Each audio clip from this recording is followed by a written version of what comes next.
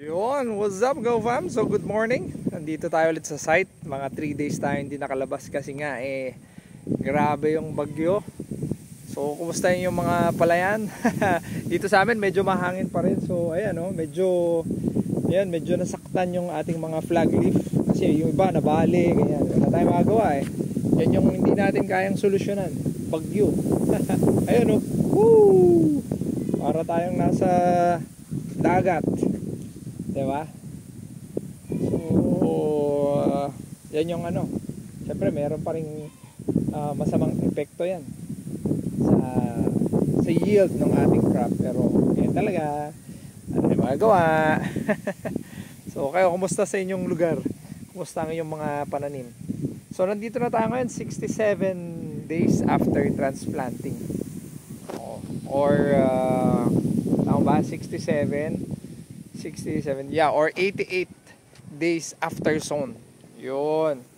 So, importante malaman yung mga yun. So, konti na lang, 88. Mga nasa less than a month. Pwede na pinito. So, sana hindi na tayo mabagyo ulit. So, ayan, may mga nabali yung flag leaf. Bali. So, pero more or less, halos na to. Halos nakalabas na lahat yung mga tillers, yung mga flower. Okay. Pero wala pang laman yung mga yan. Okay, wala pang laman yung mga yan. Halos nakalabas na mga butil, pero siguro mga less than mga 1 week more siguro. Lahat ng mga butil nito labas na. Tapos mag-aantay na lang tayo dun sa milking stage, tapos hanggang sa malagyan lahat, ma-fill lahat yung mga grain. Yan papahinugin na lang, tapos Gina. Diba? Gina. So napansin ko lang dito, meron tayong mga stem borer. So papakita ko sa inyo. Ayun Pero makikita nyo ba yung mga puti? So stem borer yan. Before pa nagkaroon ng ganyan, before pa lumabas yung mga bulaklak, talagang yung mga uod nandun na sa mismong stem, sa may baba. Kaya kinain. Okay. So kaya paglabas niyan puti. So yung iba, ito sabihin ko sa inyo, tip ko sa inyo. Pag may magsabi sa inyo, mag-spray ka ng ganito, spray ng ganyan, dali itip ko So pag sinabi na spray ng ganito, spray ganyan, wala na 'yon. Too late.